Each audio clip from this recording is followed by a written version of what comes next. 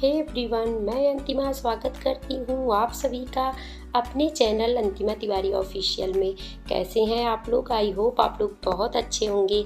और अभी मैं उज्जैन में हूँ, तो महाकाल का दर्शन हो गया और अब आ गई हूँ मैं माँ गढ़कालिका के मंदिर में।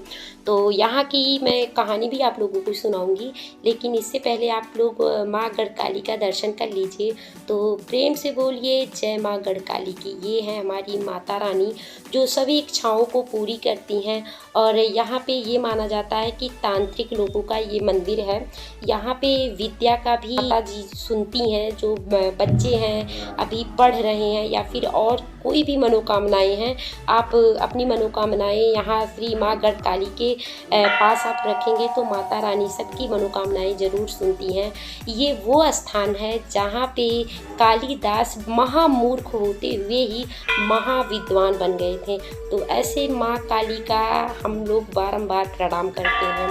आप लोगों को पता होगा कि जब विद्योत्मा उनकी पत्नी उनको धक्के मार दी थी, तो वो आके यहीं सरस्वती माँ की गोद में आके गिरे और उनकी जीभ कट जाने की वजह से जब सरस्वती माँ पूछती हैं कि क्या हुआ, तो वो ये कहते हैं कि विद्या माँ, मतलब उनका कहने का मतलब ये रहता है कि विद्योत्मा ने हमें गिरा दिया, लेकिन सरस्वती माँ नहीं समझ पाती और वो सोचती हैं कि ये जो है विद्या माँ यानी कि मुझे विद्या दो माँ, ऐसा बुला रही के साथ उनको अपने गोद में बिठाया और साथ जो कुछ तुम चाहो वो तुम्हारे पूरे हों।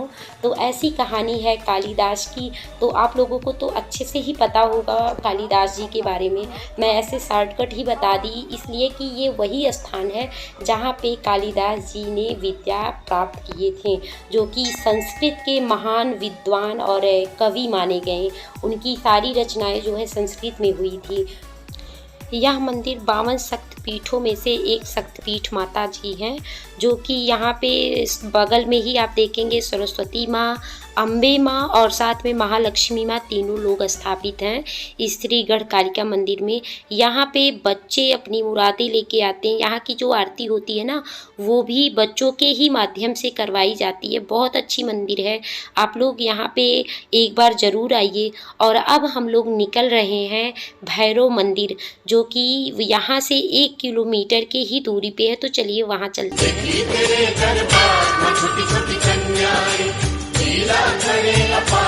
और अब हम लोग आ गए हैं काल भैरव मंदिर। तो काल भैरव बाबा बसे हुए हैं शिप्रा नदी के किनारे। और हम लोग जब महाकाल जी का दर्शन किए तो उसी समय एक ऑटो वाले भैया को हम लोग बुक कर लिए थे। और क्योंकि हम लोग गाड़ी लेके आए नहीं थे, तो ये हुआ कि ऑटो वाले भैया हम लोगों को अच्छे जहाँ पे देखने लायक जो मंदिर है वो अच्छे से वो टहला देंगे। तो ऑटो से हम लोग गढ़काली मंदिर का दर्शन किए और अब आए हैं काल भैरव मंदिर दर्शन करने। तो यहाँ पे जो दुकानदार वाले भैया हैं वो यहीं हाथ धुला दिए और यहाँ से हम लोग फूल माला लेंगे। देखिए साथ में पीछे ढेर सारे मतलब सरसों के तेल और फिर मदिरा रखा हुआ है। यहाँ पे भैरव बाबा जो हैं उनको लोग मदिरा का भी प्रसाद चढ़ाते हैं, यानी कि शराब। तो वही लोग चढ़ाते हैं जो लोग शराब पीते हैं। तब शराब हम लोगों के यहाँ कोई हाथ नहीं लगाता, तो इसलिए हम लोग शराब को प्रसाद में नहीं लेके जाएंगे। सिर्फ यहाँ पे सिंदूर बिंदी जो मतलब श्रृंगार है, श्रृंगार का प्रसाद लेंगे और सरसों का तेल लेंगे, क्योंकि भैरव बाबा को सरसों का तेल का दिया हम लोग जलाएंगे। तो उसको ले लेते हैं और इसके बाद हम लोग फिर निकलेंगे, मंदिर के अंदर जाएंगे। तो देखिए इतने अच्छे से सजा के यहाँ दुकान रखे हैं ना कि आप देखेंगे तो फिर देखते रह जाएंगे। बहुत अच्छा लगा। लाइन से सरसों का तेल, उसके ऊपर मदिरा का जो है बॉटल रखा गया था। और अब हम लोग प्रसाद ले लिए हैं और फिर निकल रहे हैं भैरव बाबा मंदिर के पास। कि यहाँ से लोग और भी अंदर जाके प्रसाद लेते हैं, लेकिन हम लोग जहाँ ऑटो खड़ा हुआ ना वहीं हम लोग प्रसाद ले लिए। उसके बाद फिर अंदर जा रहे हैं। तो देखिए लोग अपनी मनोकामनाएं यहीं से पूरी करने के लिए धागे बांधना स्टार्ट कर देते हैं। ये है श्री काल भैरव मंदिर। तो इसके अंदर अब हम लोग चलेंगे। तो पीछे पापा मम्मी हम हैं, आगे जो है दीप जी बाबू को लेके हैं। जय काल भैरव बाबा की। ये है हमारे काल भैरव बाबा जो कि मदिरा भी पीते हैं और प्रसाद भी लेते, मतलब ये सब कुछ चढ़ाइए तो सब कुछ में ये खुश रहते हैं। जो लोग मदिरा पीते हैं वो लोग मदिरा चढ़ाते हैं, और जो लोग मदिरा नहीं पीते वो प्रसाद चढ़ाते हैं, लड्डू का भोग लगाते हैं या फिर मावे का भोग लगाते हैं। तो इस तरह से यहाँ पे लोग दर्शन करके और फिर नीचे उतर के यहाँ पे कुछ देर लोग खड़े होके और फ़ोटो वगैरह खिंचवाते हैं और खींचते हैं। और यहाँ का जो कहानी है वो ये है कि ब्रह्मा जी जो थे वो 4 वेद लिख लिए थे, लेकिन उनका 5 मुख था पहले। तो वो कह रहे थे कि जब 5 मुख है तो एक वेद हम और लिखेंगे। लेकिन जो देवता लोग थे वो बोले कि जिस दिन ब्रह्मा जी 5वें वेद का जो है रचना करने लगेंगे उसी दिन सृष्टि फिर नहीं चल पाएगी, सृष्टि का मतलब सृष्टि बनने से पहले ही विनाश हो जाएगा।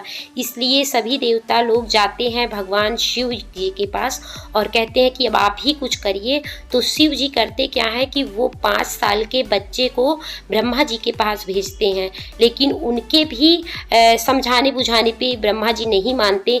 इतने पे गुस्सा होके 5 साल का जो बच्चा है वो उनके सर को अलग कर देता है। तो जो है रचना तो नहीं हो पाती क्योंकि सर अलग हो जाता है, लेकिन उनके ऊपर ब्रह्म हत्या का जो है दोष लग जाता है।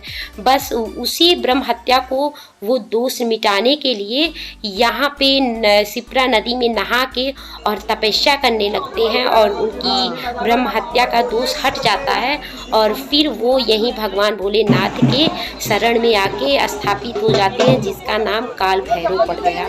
तो कुछ इसी तरह की कहानी है ये।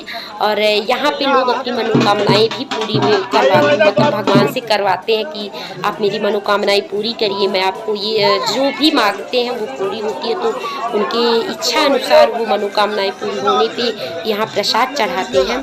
बहुत से लोग यहाँ पे अपने सर के जो पगड़ी होता है उसको उतार के रखते हैं और कहते हैं कि मेरी इच्छाएं आप पूरी करिए, उसके बाद ही मैं पगड़ी उठाऊंगा। तो काल भैरव बाबा है बहुत ही डरावने लेकिन बहुत ही दयालु है। इस तरह से हम लोग काल भैरव का भी दर्शन कर लिए और अब देखिए निकल के हम लोग जा रहे हैं अब अपने ऑटो की तरफ, जहाँ पे हमारा ऑटो खड़ा है। लेकिन अभी हम लोग उज्जैन से वापसी नहीं किए, अभी और भी बहुत कुछ हम लोगों को टहलना है। तो आप लोग हमारे वीडियो में बने रहिएगा, बहुत कुछ टहलाएंगे आप लोगों को और घर बैठे भगवान का दर्शन भी करेंगे। तो देखिए अभी हम लोग कुछ खा पी लें, उसके बाद फिर आगे निकलेंगे, देखते हैं उज्जैन में और क्या टहलने को मिलेगा। तो यहाँ पे एक अच्छा रेस्टोरेंट था, तो यहाँ हम लोग कुछ अपना खाना भी लेके आए हैं और कुछ ऑर्डर करेंगे, उसको खा के उसके बाद फिर आगे निकलेंगे। और अब हम लोग उस जगह पे जाएंगे जहाँ पे बहुत ही जाना माना वो मंदिर है। इस वीडियो में नहीं बताएंगे, वो जब वीडियो अपलोड करेंगे उसमें आपको देखने को मिलेगा। इसलिए आप अगर अभी तक हमारे चैनल को सब्सक्राइब नहीं किए हैं तो प्लीज़ सब्सक्राइब कर लीजिएगा और बेल आइकन को ऑल पे रखिएगा ताकि जो भी हम वीडियो डालें उसका नोटिफिकेशन आप तक पहुंचता रहे। तो चलिए मिलते एक नए वीडियो के साथ, तब तक बाय बाय। फिर